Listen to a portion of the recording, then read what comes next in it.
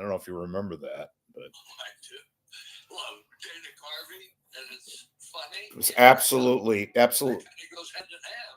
You know, he's a genius. And by the way, we are on camera right now, so we're being seen. And this is folks who are tuning in early get to watch Rich Lieberman ad lib and do. I used to have a friend who worked at one of the NBC stations, and Ross, you know this. You worked in television, but they get the feed from Saturday Night Live. And it was like they got to see all the shit that doesn't get on television. And when they go to the feed, and it really is live in New York, but it's not live anywhere else. It's kind of cool. You get to see all the, for people like me, it's kind of cool. But whatever. Say hi, Ross.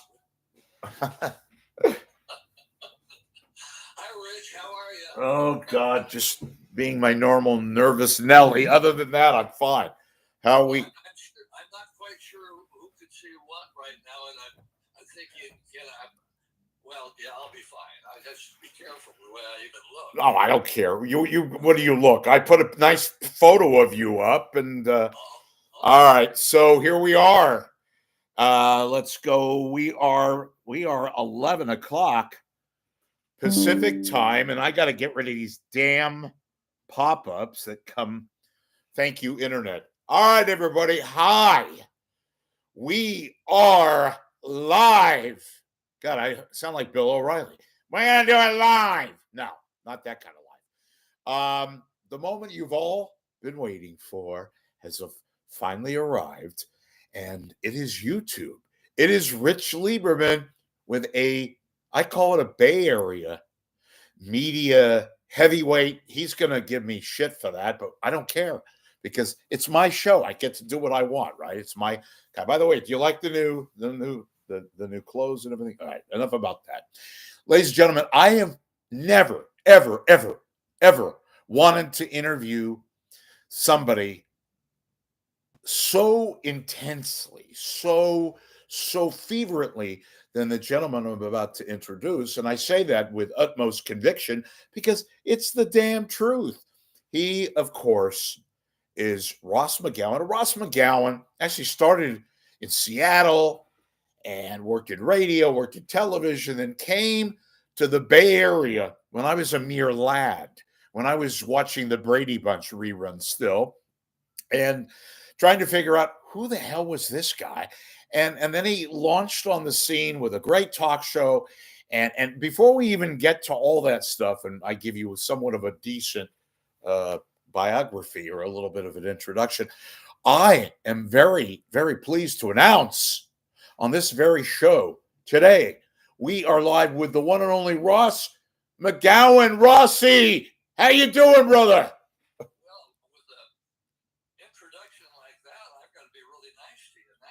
No, you could be whatever the hell you want to be.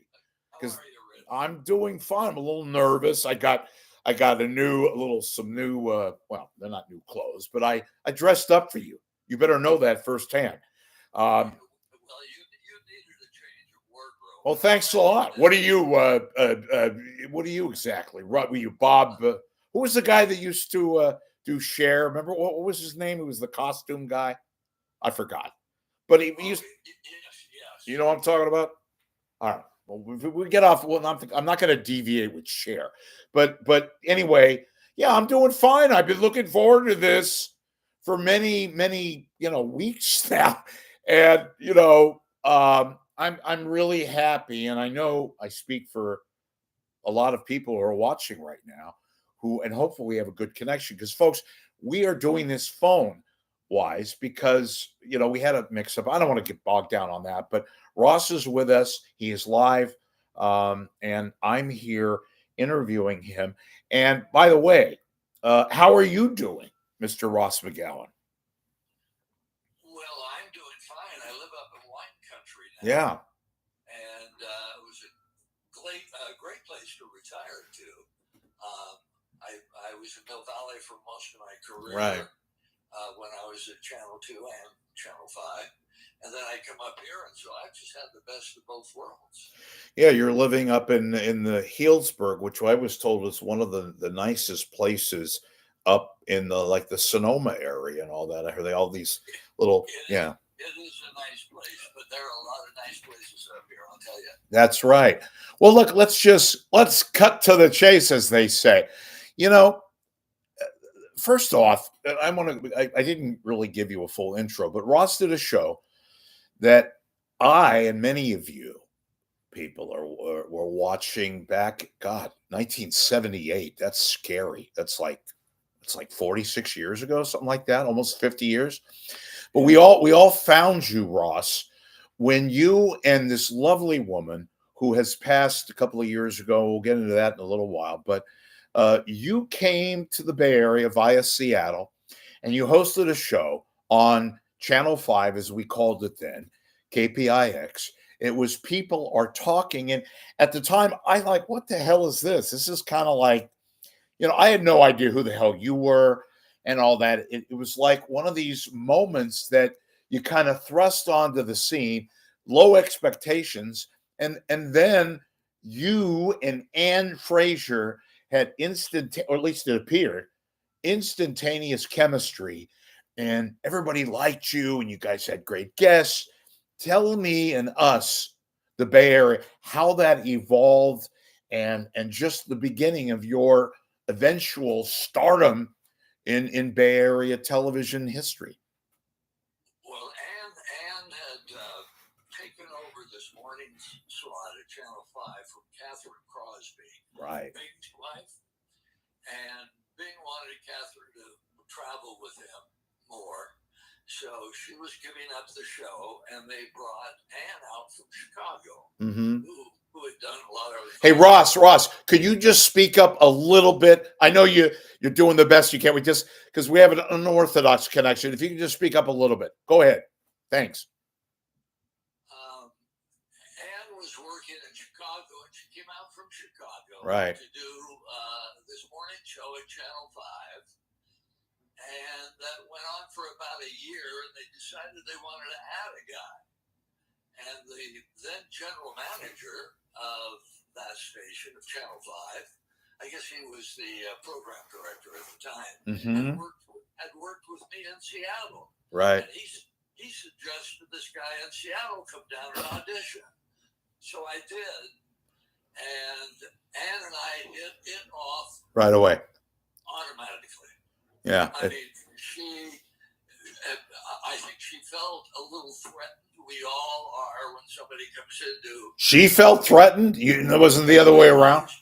Just somebody comes in to audition and maybe take your place or somebody else's place, you're suspicious of. So, but like I said, we hit it off from day one. We worked together so well, and in private life, our families were close, and my sons grew up with Ann almost like they were her sons. It was a wonderful time in my life in television. Did you know right away? Now I know you said you guys hit it off right away, and it appeared that way from the very start. Did you know right away that, okay, we hit it off, but that it would translate to interesting television that would become kind of a cornerstone in the Bay Area? Well, the show had a lot of incarnations. It changed as we grew up, and the world changed, and San Francisco changed. Right. And I don't know that I was that forward thinking about how the show might change. I was living with it day to day, and it just it went a direction that seemed to work. And by the way, as a personal reflection, I told this to Ross many times. I was in the audience. I remember going there, and I'm like some kid out of high school. They could put on Pinocchio or Joe Schmuck. I would have been pleased as I'm sitting there in the audience, watching a live television show, and they fed us pretty goddamn good, by the way. Got some good sandwiches and all that. I'm like, this is fun. And then, I watched, and everybody was watching, and you guys were like, that's the thing and I think you'll agree, from a viewer standpoint, you guys seemed genuine. You seemed sincere. There was no manufactured, crap. You genuinely, I mean, everybody eventually would think that you guys were a couple, husband and wife, yet that wasn't the case. But you appeared to us to be, Ross, genuine and real and grounded, and that hits home. Would you concur with all what I just described? I think I would. The only thing that's not real right now is I'm yelling. I feel like I'm yelling. Well, you're yelling because somebody couldn't make it. No, don't even go into that. I'm just messing with you. I see. Yeah, I'm just messing with you.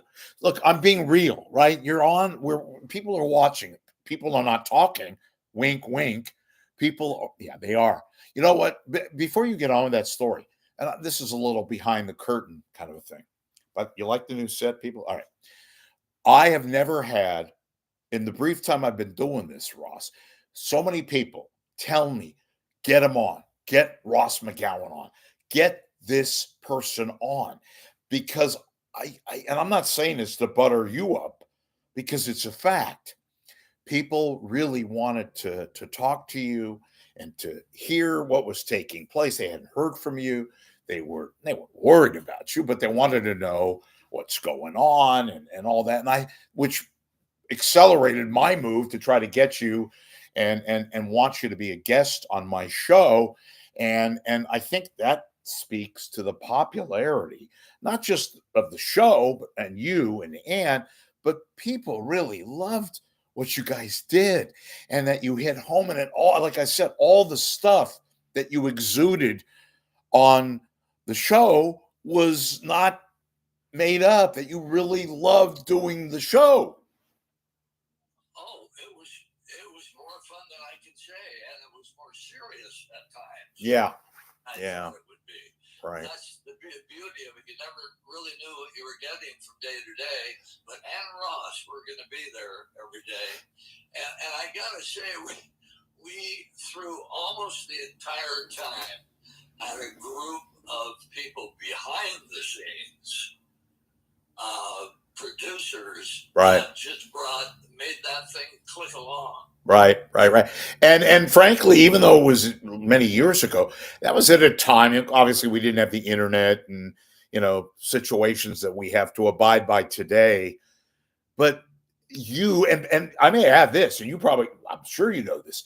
At the time, the stations in that Westinghouse, which owned KPIX, they had this show. People are talking. It was like a syndicated show that were in various markets. One of which was San Francisco. So you stood out even more because you took a syndicated show and made it very unique and very popular and very interesting, and everybody looked forward to it. It was the kind of maybe I'm overusing the term sensation, but you know what I mean. You took something that was sort of a staid kind of a deal and made it as big as it did in the Bay Area.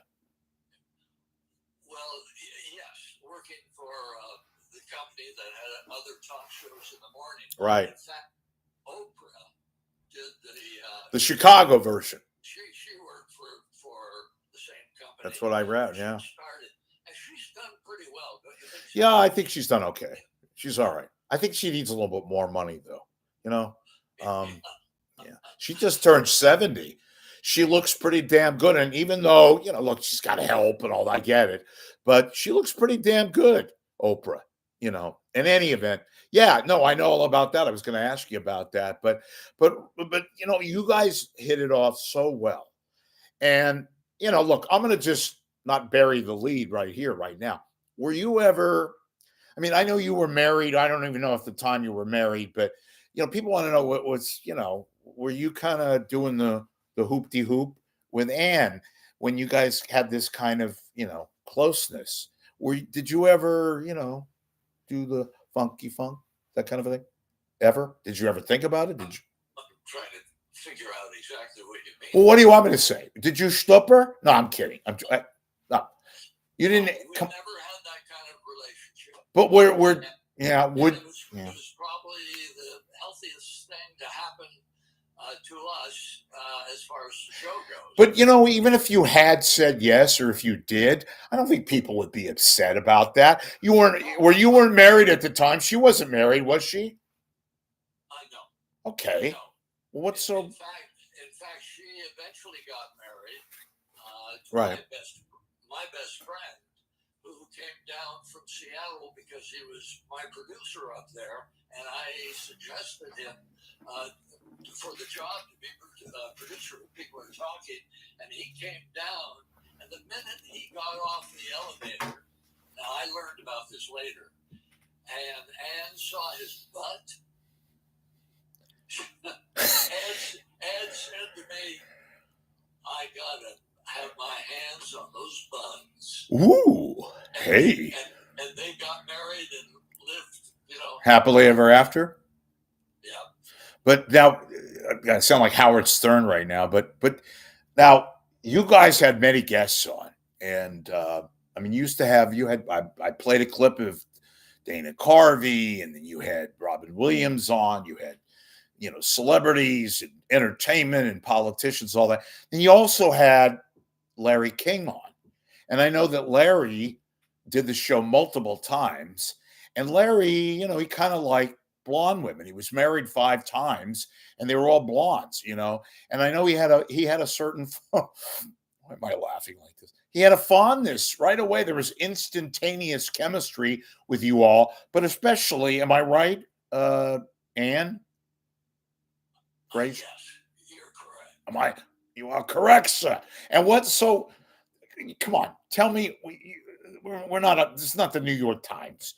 What the hell happened? So was he flirting with her, not just on the air, or even, what was going on? Tell us some good stuff. I think the only thing that they did, excuse me for my voice, is they went out to dinner. When he was in town, and that was it. Oh, come on. Yeah, right. No, there was more. They went to dinner. Yeah. Did they talk about the shrimp and the, come on. She must have told you something. I talked about. I wasn't at the dinner. Yeah, but didn't she tell you anything? I mean, I do remember. Yes. Telling me the next day. Yes. She said she had a very nice time, and he walked her to the door. Mm-hmm. And she just said goodnight, and all of a sudden he kissed her. Yeah. What else? Where and when? And she said to me, if his tongue had been a flashlight, my toes would have lit up. Woo! Jeez. That's all I got for you. Is that all you got for me? Huh. Yeah. Well, I can imagine look, I knew Larry very well, actually. I could say that. And I'm not going to go there. So in other words, it was Larry. Yeah, Larry had a thing for, and she liked him. Look, what wasn't to like? He was a nice guy. I think at the time he wasn't married. He'd been through a lot, and he was just starting his CNN show. Wouldn't happen until later on, and he did the show multiple times, right? When he would come to town. I don't remember. I do. Doing it any more than once. Right. But he could have. Well, I'm sure he did, because he liked doing the show, and he would come to San Francisco, and he was at that time doing his Mutual radio show, and CNN he started in 1985, which seems like, God, an eternity ago, and all that. But no, I'm gonna get off of that. But no, I know that you had Larry on. Were there people that you had on that you could say it now, because what the hell were they going to do?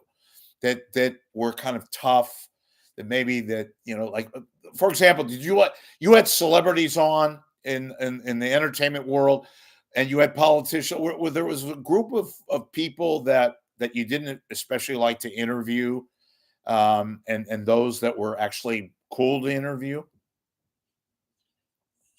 One of the people we interviewed, I didn't really care for, and I thought I was going to really enjoy this actress, because she's so well known, and we were told that she could be difficult. That's usually when they're difficult, yeah. trying to figure out now who it was. You know what? She was. Was it a national kind of a person, or was it a local, or? No, it was like a movie star. Oh, okay. And I'm trying to remember her name. Raquel Welch. Oh, Raquel Welch, yeah. And Raquel Welch was on the show. Right. And what I learned afterwards was that she arrived in Channel 5 with 2 limousines. Wow. One for her. And one for her luggage. Wow. And the chauffeur driving the luggage said he was the lucky one.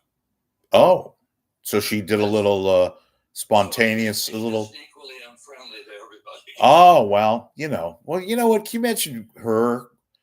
In her defense, and I'm not, she's now deceased anyway, but that kind of lifestyle, and she was in the 70s and the late 60s, and Jim Brown and all the, every second asked about, her beauty and all that. I can relate to that. No, I'm kidding. But you know what I mean? She probably was peppered with questions, but then again, you might say, well, then why do interviews and all that? So I know where you're coming from. Well, yeah. Well, did she give you a decent? Oh, you said she was difficult. Yeah, I can't remember any more than that. I mean, she just now so many years ago. I just remember that particular situation. So you did not have any kind of thing with Ann at all. You swear? You're telling me nothing? Are you back to Ann Fraser? No, I just want to clear that up because I'm getting, it wouldn't have been the worst thing in the world. I'm going to move on. I'm just asking. But, like I said, you weren't married at the time. She wasn't married. Okay, so, all right, you're telling me I'm going to believe you. I believe you. I'm just asking because I'm a journalist, Ross. Thank you. All right. You're laughing. Can you make the laugh a little louder? Anyway, so when you're doing this show, then you become an Ann, and I'm going to move on to other things too, because you guys did a lot. And you went to Channel 2 when KPIX told you sayonara for whatever reason, which I'm going to ask you. But that show lasted until 5 years, 82, 83. And you became celebrities, and everywhere you went, people were talking about you guys. Well, that show was on the air 14 years. Yeah, I know. They eventually moved it to the afternoon. I'm talking about the morning, and then they moved it. Right. Yeah. We didn't move it there. We had a morning show. And right. We did. People are talking in the afternoon. Right. Right.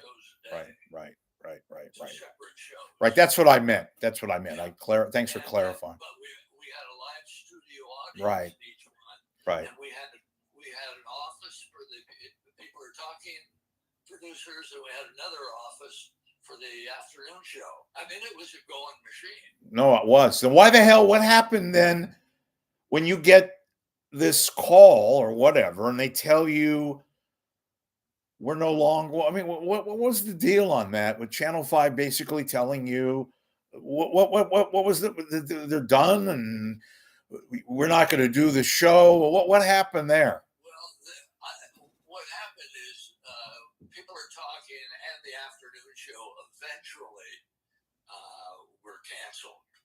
And they moved me into the news department, which at the time I realized wasn't my necessarily strong,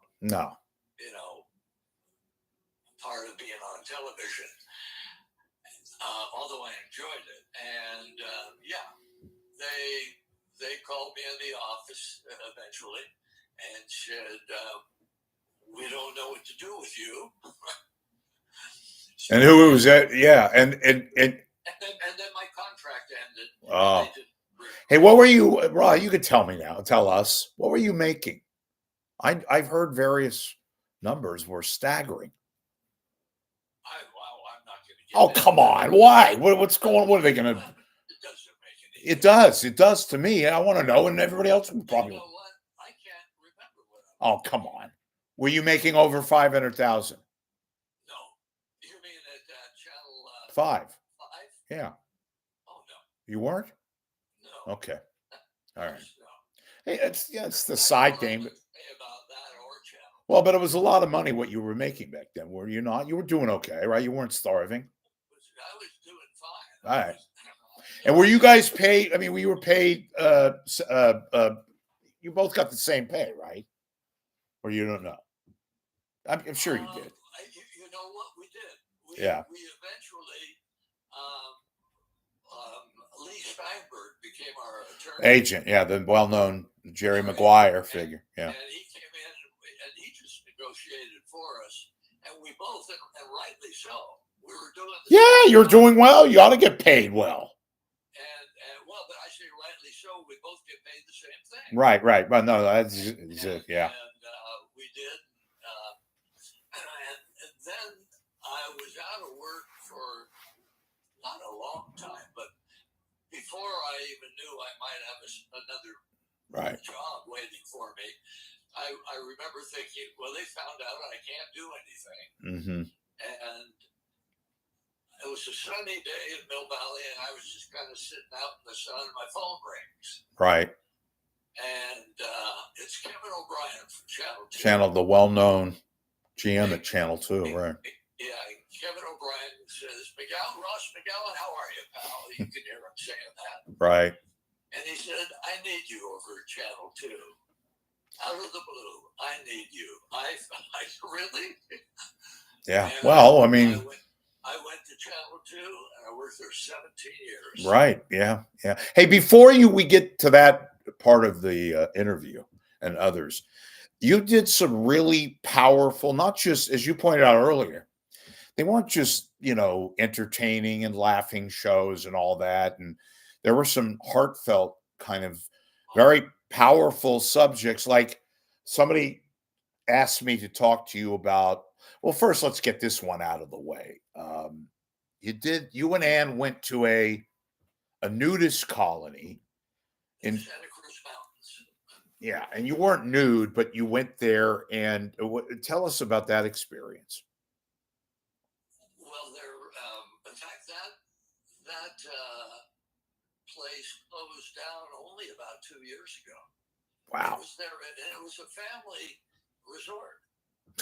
And there was nothing, now I could be really naive about this, but it was a family resort, and nothing salacious happened. It was not. And you guys you weren't nude. They took promos of you guys, which I posted. Looks like you guys are both nude, but you were not nude. No, we were not nude. Okay. But and people were thankful for that. Oh wow. But it was a great experience. And after the show was all over, we did it live. Yeah. The crew all, after they get their equipment put away, they all stripped down to their nothings and jumped in the pool. Their equipment away? That's a new one. Their equipment. That's nice. Oh, you're talking about, I thought you were talking about the people at the nudist thing. Yeah, I'm sure you did. What do you want me to do? That's such an easy question. So you did that, and I know that was very popular, obviously. Deal, and you guys went down there and all that, but you also did one that I get, somebody asked me to ask you about this too, as an entirely different matter. You guys did a very, very poignant segment that became really controversial too, in a different manner, with regards to AIDS, which was at the forefront, obviously, when you guys were a little bit after you started broadcasting. Can you tell us about that? Well,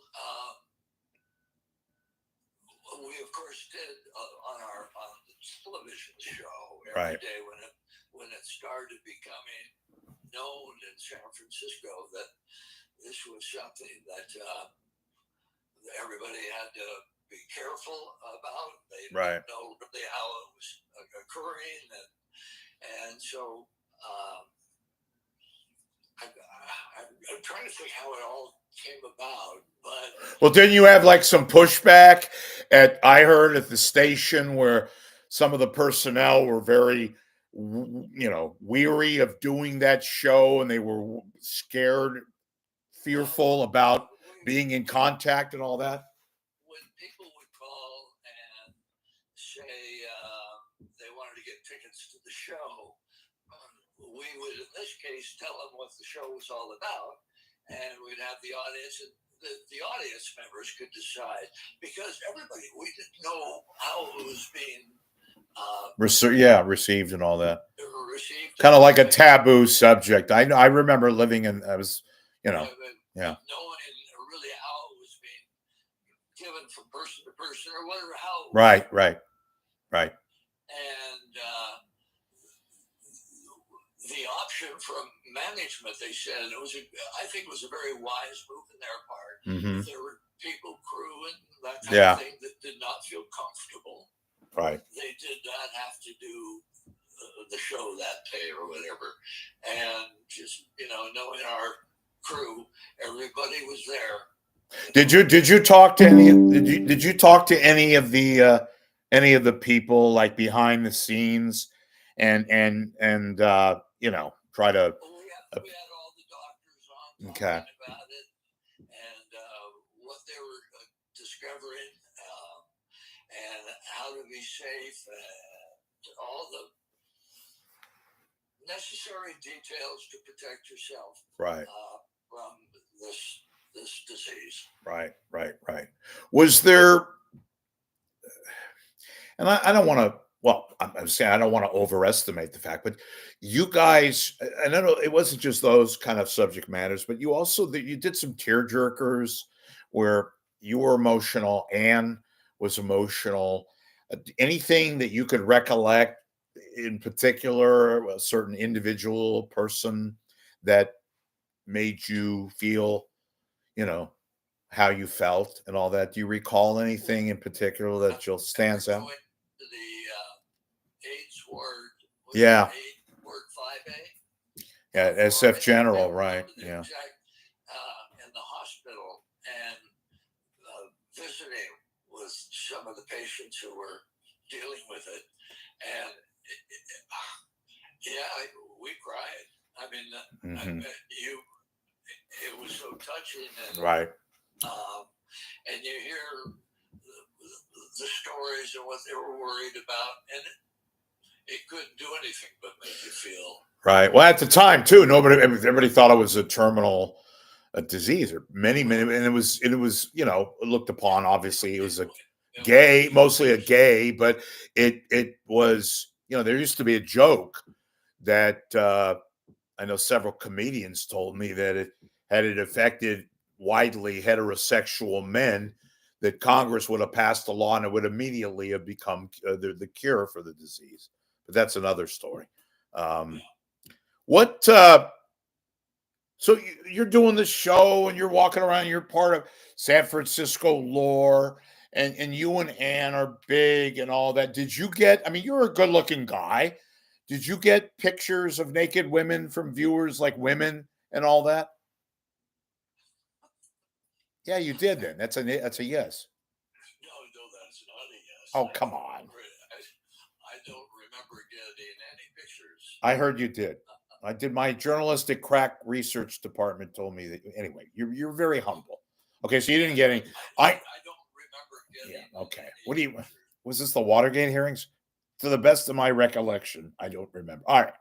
What about Anne? Now, Anne, people give me shit about this, Ross, because they don't get, but she looked I knew she was from the Bay Area. I knew she was from Chicago, or at least I think she was. I know she worked in Chicago, but she had this kind of appeal, this kind of motherly, patronly, but very, even though she wasn't a mother, but this kind of very sort of Sylvia Chase kind of, you know what I'm talking about, kind of look, very demure woman, dressed really nice. She had that demeanor. Oh, you know what I'm talking about?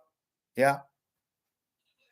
Well, yeah. I look at Anne the way I looked at her when I worked when you with worked her. with, She right? was just one terrific person. Yeah, she was very sweet. And she came from Chicago. One of her best friends, God, I'm forgetting the name of her best friend, who was a big star.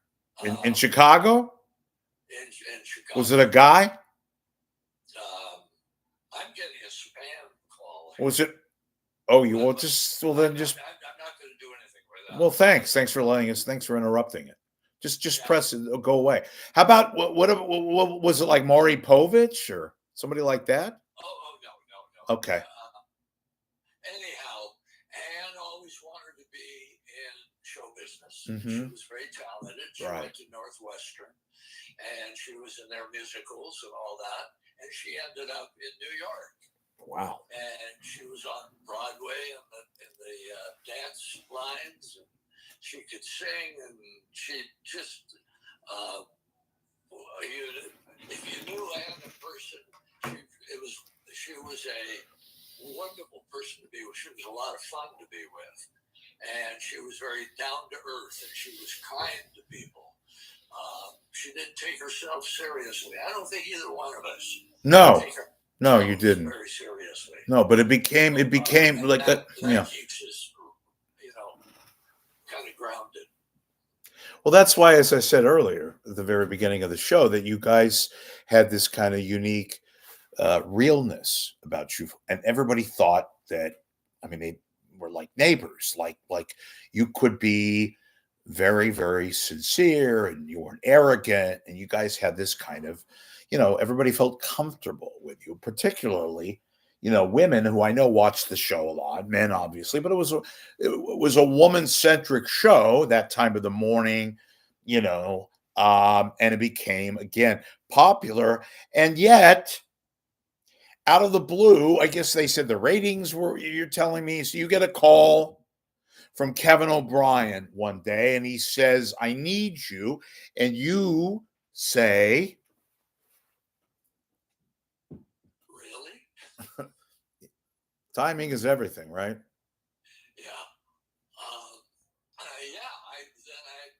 He's called me over, and he wanted to talk to me, and I went to see him, and he hired me to be on television. Yeah, you did the segment, the interview segment in the morning show. I did right. The interview segment. And what was that like? That was like, that was right up your alley, because you look like a natural born media. It worked for me. And of course. I just worked into a show that, it was doing well before I got there. And then we just kept building and building. And I worked with some terrific people. And I know it sounds like McGowan says, God, everybody's terrific. If they're not terrific, I'm just not going to say anything. Well, you were a good. They are terrific, and it's a few years away. In the crew, I love the crew. And one of the worst things that's happened in television. No, tell me. On the big talk shows, they keep the cameras are still manned, or they're operators by humans, women. And yeah, once they go to all the automation, it just sucked all the realness out. Yeah, takes all the authenticity out of it. So you go to Channel 2, and you start there. You retired in 2009. So you started at KTVU around 1997, somewhere around there. You know what? I don't remember. Okay, well, yeah. Well, it doesn't matter. You spent. I was there 17 years. 17 years, yeah. Yeah. And you decided to retire on your own volition, or they nudged you, or can you want to talk about that, or what? I got nudged. Really? Yeah, I got nudged. By who? It's okay. I was ready. We were ready to go. Bye. Yeah, I was ready to go. Yeah, well, because the ratings were always, they were really. I don't know how they are now, but they were always. Yeah. Not as good as they were. Kevin left. And right. One of my favorite producers of all time left, and I won't even mention the person, but they know who they are. Mm-hmm. It just changed. It just changed. Well, yeah. When I left, it was ready. I was ready. You're ready to go. Yeah. Well, it's always better to go out on top when you're on top, as opposed to just hanging on. And you know that's in any industry, but particularly in your industry.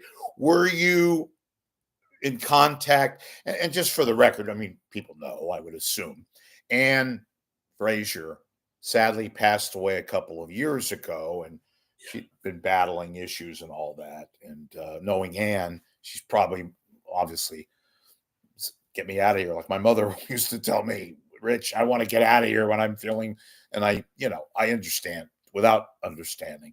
But did you keep in contact with her regularly, or did you talk to her? Do you remember the last time you spoke to her? Well, what happened is when I was still working, Anne and her husband, she had left TV, and they moved up to Hillsburg. Wow. And they bought a house up. I didn't know I that. had never been to Hillsburg. Yeah. And I came up one day to see them, and I thought, how have I missed this all these years? That's what I hear, yeah. And so I bought a house up here, and I think I was still working at the time, and I was living in Mill Valley, coming up here on weekends for about a year. Wow. And they let me go at Channel 2, and I just moved up here full time.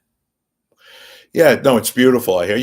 Gary Radnich, his sister, lives up there, and he talked about Hillsburg quite a bit. I only bring. Oh yeah, I think his sisters were in basketball. Right, he played too. Yeah, big in high school ball so and everything. So when you walk around, do people know you now? Still, do they come up to you? I am blown away. Yeah. How many people, and I've talked to women. Who said they would get a group of people. I've had women up here say, I've been to your show twice. I said, you drove from Hillsburg to San Francisco to see a TV show? And they said, yeah. And I thought, well, I mean, what a nice compliment. Well, what about me? I took Bart as a mere lad, a kid, a teenager, over to Channel 5 to watch you. And do I get any notoriety? Do I get a little, Nothing. No. Okay. Thanks a lot. So yeah, well, yeah, I'm surprised, because that show again had such an impact, Ross. And I'm not, look, I know you've heard that a lot and all that. Look, I'm not saying you guys were perfect. It's just that you had this kind of chemistry, and everybody thought and saw. I mean, a show like that couldn't exist today, right? And I know it's a different, metrics and all that. We're in a different world today, and everything's syndicated. But they've tried various different things, stations, not only in this market but other markets. But a show like that couldn't exist today, right? No way. Well, I don't think so, because I don't know. Because in LA they tried something like that. I think the times have changed. Oh, of course. Yeah. But what I think and say, and I know a lot of people who agree with me, is I think that show kind of would transcend certain realities today, because it was so good. You had so many good interviews and the give and take. I mentioned the clip I put on with Dana Carvey and Robin Williams. What was it like interviewing Robin Williams? That must have been a hoot. That was like, Robin. Yeah, I'm trying to actually remember the. Well, then it must not have been that great. Yeah, no. I know, because he was, he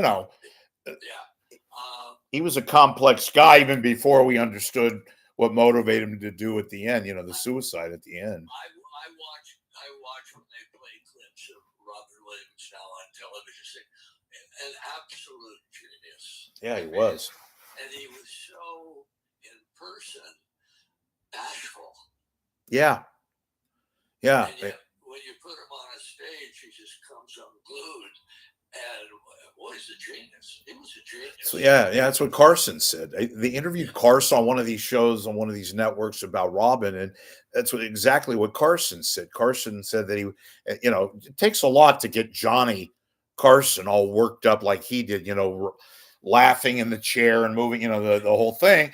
And Carson said when the camera was off and they'd go to commercials, he was very quiet, very shy. Not that he was going to be what he was off, when they're at a break, but he said that's the same experience at usual. Anybody in particular, like a politician? Well, first of all, what was it like interviewing politicians? Well, it depended who they were. I've always, this is a terrible thing to say, I kind of look at politicians in a very slippery way.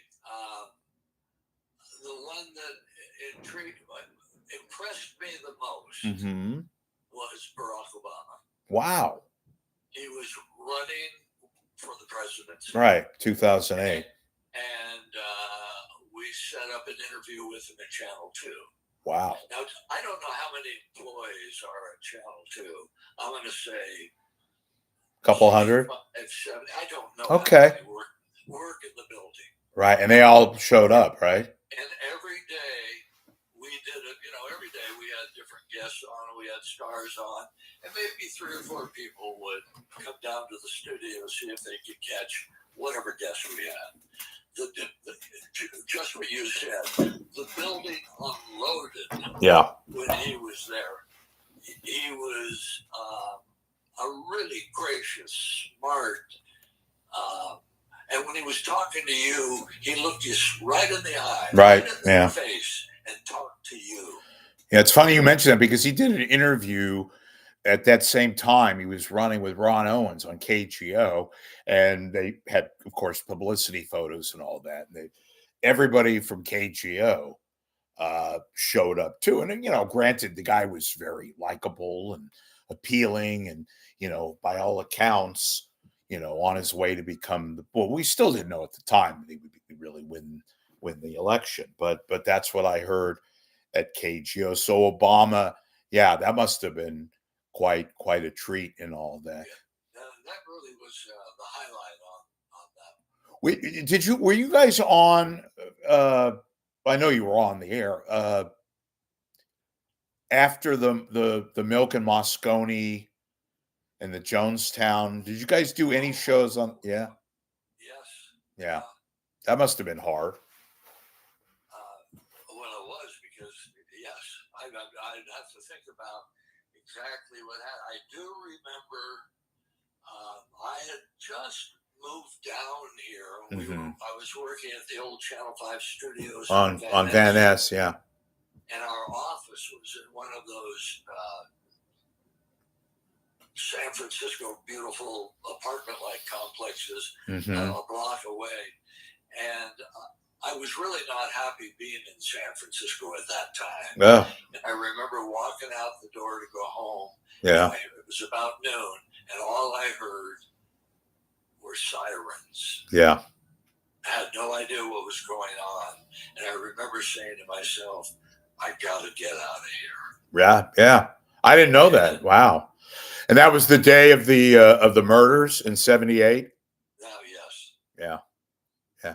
And that had just come off what took place in Guyana just a couple of weeks prior. They said those were the darkest days in San Francisco history because you just basically weren't even over all of us what took place in Guyana. And then I'll never forget the Monday after Thanksgiving, 1978, and I'm up a junior in high school and hearing, oh my God, you hear on the radio what happened at City Hall in San Francisco. And then, of course, the news conference and Feinstein proclaiming very, very emotionally what happened. So what did you do? You guys, I mean, you were there, obviously. You didn't go back to Seattle. What happened after that? I can't remember much of it. Yeah. I can't remember, details like that. I can't remember exactly what happened. I luckily. Did you ever have and did you have Moscone on as the mayor, or? I never interviewed Moscone. Okay. No. Yeah. Yeah. Did you ever interview any San Francisco mayor or politician? Anybody? I mean, you must have interviewed Willie Brown, right? But did Willie Brown several times. Yeah. I got to know Gavin Newsom quite well. Mm-hmm. Had him as interview. Over at Channel 2, right? I always have liked Gavin. Yeah, he comes across. And you know what? He was always available to us too. Right. I mean, he wanted to be in politics, and that's a rough hole. So. You think he'll be president in 2026? I have no idea. Okay. Yeah. Who do you think is going to be president come November? Pardon me? Who do you think is going to be president come November? Do you have any idea or care? I know who I hope is. I'm not going to. Don't make me get into that. I'm just asking you. I don't care. I'm not asking you to endorse anybody, Ross. I have to ask these questions because they're pertinent. They're like, ask the guest about who he thinks will be. You know, I hope I'm wrong. I don't think Biden's gonna, I mean, a lot can change. Trump scares the hell out of me, and look at his poll numbers. Each day gets more legally, in turmoil. His numbers go up. So I don't, I asked Mark Curtis, the guy, one of your colleagues at Channel 2, and he said hands down he thinks Trump's going to win. And not only that there'd be a Republican Congress, a Republican Senate. He said he just hands down. A lot could change. I'm not thrilled with Biden. I don't want to go off on a political tangent. So to answer your question, I don't know. We're in a lot of trouble. That's all I'll say and all that. But I don't know. My gut says Biden will win, but anyway, that's another story. You don't want to talk about that. I understand. That's why a lot of people loved, again, watching you guys, because at that time it wasn't as divided as we've become now. But I think a lot of people really love watching you and Ann for precisely because you gave us kind of a preoccupation with current life and all that. And, we weren't as divided then as we are now, but that's one of the reasons why I think a lot of people loved you guys is because you did, as I keep saying, you were so genuine and real, and you exuded this kind of persona that I think very much resonated with a lot of people. I think you're very humble, are you, Ross? But you don't realize that, or maybe you do now. I don't know. Thank you. Well, what do you? I gave you an opening. I I even went off. The whole thing with did you sleep with Ann? And you know what? I'm not looking for a gotcha or anything like that. Because that was something to which, if you had said, well, you know what, you went out to dinner, or you had a cocktail, or maybe a cup of coffee. I'm sure. We went out to dinner many times. We've had many cocktails. We even traveled together and all, and I never went to bed with her. Which, and maybe that's the good. It's the Billy Crystal and When Harry Met Sally thing, when he was like, oh my God, I'm sleeping with her, I'm going to destroy the relationship. So I get that. Me having slept with many women, celebrities and all, I get the fact. Okay, you can laugh, Ross. It's not. Yeah, I was going to say, are you talking about you now? Because that's a low blow. I was beginning to like you. Yeah, I could only dream about it. I had a crush on. I mean, everybody did. That was not, gay. And I sound like Larry King. Not gay. Were you gay? Remember, he asked the senator, well, are you gay? It was the guy in the Minnesota. Remember that, where he was in the. Did you like Larry King? I mean, not that you're going to hate him, but see what people tell me, and I know this firsthand, very much, very, very, very very much the same off camera as he was on camera. He was. Yeah. I only met him a couple of times, but when he was on camera and off, pretty much the same. Probably a little more on TV, he gets into it, but his personality off is, he doesn't change that much. No, that's why a lot of people liked him. And he was very funny. Yeah, it was great storyteller. He got your attention. Yes. And he could tell a story. Right. He had a very, very interesting upbringing too. I won't go into that now because we're talking with you. What anything you miss about? I mean, you're retired now. You did your thing. You're happy. I know you have a few health issues that you're managing and all that. But and I didn't mean to go there. But what I'm saying is, anything that you miss that you, if you could somehow, turn back the clock, kind of a thing. Well, it's the camaraderie. Yeah. I mean, we really had a good time. I mean, it was, and I worked with just some wonderful people who made me look good. Right. And I'm not saying they're wonderful because of that. They were just good people, and easy to work with, and it made working not be work. Right. I get that. Yeah. Did you ever? When was the last time you were with Ann? Do you remember? I don't remember the last time. Okay. I thought maybe that's something that you would put in on your little personal file and all that. Yeah. Do people? Yeah. Go ahead. No, I didn't mean to interrupt you. No, I wasn't gonna. I was just saying I don't remember the last time I saw her or whatever, because she moved to Oregon. Right. I talked to her on the phone a few times. Mm-hmm. Yeah.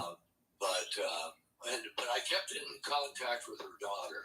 Oh, okay. So, that's nice. I knew what was going on. What do you think? Anything that today? I mean, I know it's easy to say. A lot of people accuse me of ripping and bashing people in the media environment in which we live today. Is there anything that gives you kind of a joy? I mean, you watch the news, I guess, periodically, or is there anything entertainment-wise that you like to watch or that you do that gives you some kind of a joy? I watch a lot of news, too much news. Yeah. But I watch a lot of news. I like to know what's going on. And if I'm going to watch something, I mean, I'll watch a good, serious film or something, but something that could make me laugh. I do like, I like to laugh. I like comedies. Yeah. And there's just some things that make me laugh easily, and I kind of look for that. Yeah, no, that sounds reasonable. It's an outlet. Yeah, I used to tell people, and I'm not buttering you up again, but I guess I am buttering you up. What the hell am I saying? I enjoy having you on. I worked hard to get this because, I miss people like you. I grew up in the 70s, and I'm going to get to a point here in a second, but, I would put you in the same arena as a Van Amberg or a Dave McElhatton or a Dennis Richmond or, people that Jim Dunbar, Russ Coughlin. You were a part of San Francisco Bay Area lore. I will repeat many a times. I mean, I played the clip with Dana Carvey, and there's other clips out there that people can get via YouTube. I love the fact that you've kept your sense of humor, that you continue to be that kind of aw shucks in a way kind of personality. You were able to cultivate a popularity across all the demographics. Women loved you, and Ann, and men to some degree also, like myself, because we sensed that you were just like us in a way. Does that make any sense, Ross?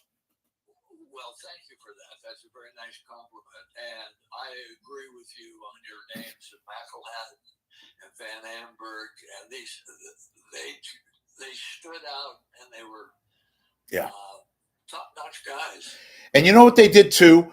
And I'm going to put you in that realm also. When they left and they retired, by and large, you didn't see them much anymore. And like Johnny Carson, I'm not putting them in Johnny Carson. It's a different type of a field. When you retired, you don't do, I mean, I saw you in a magazine piece. You didn't do many interviews. You kind of just, okay, I did my thing. I'm done. Kind of. Is that right? Yeah, I pretty much, I mean, I've done some commercials. Right. No, I know. Oh, with the mattress company and all that. Yeah. Yeah. And that was fun to do. But as far as, I mean, I have no desire to be in the business again. Not like I'm going to be. Right. I did it. I had a great time, and here I am. By the way, if they gave you an extra mattress, could we do a little trade maybe with me? And because I was kind of looking for a mattress, Ross, and okay, forget it. I was joking, Ross. Okay, you know what? You can laugh. It's okay. Okay, I mean, again, that was good. Talk about that. We have a couple of minutes left. You can laugh. It's okay. You got a lot of money for those things. I know you got big bucks for doing that, and you know you were competing with that big company used to do all the ads. You know what? And I'm going to end it on this, but I want to say I really enjoyed talking to you. I love speaking to you. You know why I know you guys were a success? My mother hated everything. I took her to go see Ross E.T. She hated E.T. She said it reminded her of basically was like Yoda. And she hated it. You know what she said though? She saw you guys. And my mom, an old Brooklyn Jewish mother, said she loved you guys. She loved two things: the Golden Girls, and she loved you guys. That's why I know you were well. Well, thank you for that compliment. Thanks for putting up with me. No. Look, well, if only I didn't do like a side note of what it took to get this thing done. Look, in all seriousness, I got to do my, Mike Wallace wrap up routine. No, in all seriousness, I could talk to you all day. And I appreciate you doing this because I know you have other things to attend to and that are much more important than me. But I really truly feel really happy. I know a lot of people out there that watched and will watch later on. If they couldn't have taken this opportunity to watch live, they're going to watch, and just real happy that you're alive, that you're kicking up in Healdsburg. And I thank you from the bottom of my heart, Ross, for doing this interview, because you could have just said, no, not really. And you took the time, an hour, a little bit of minutes afterwards to do this interview. And I'm really, really, really thankful. And I appreciate it from the bottom of my heart. Yeah, well, thank you, Rich. And I'm glad I'm alive too. Yeah, it's beats the alternative, huh? Yeah. Ross McGowan. Why am I screaming? All right. Ross McGowan has been our guest here on YouTube. I'm Rich Lieberman. This has been a blast. I hope all of you enjoyed it. Ross, thank you very much. And we will all be back soon and have more and more interesting people. Maybe not as funny and clever and interesting as Ross, but we're going to do our best. Thank you, sir. Thank you. All right. All right. Bye, everybody. Hope you enjoyed that. I know I did.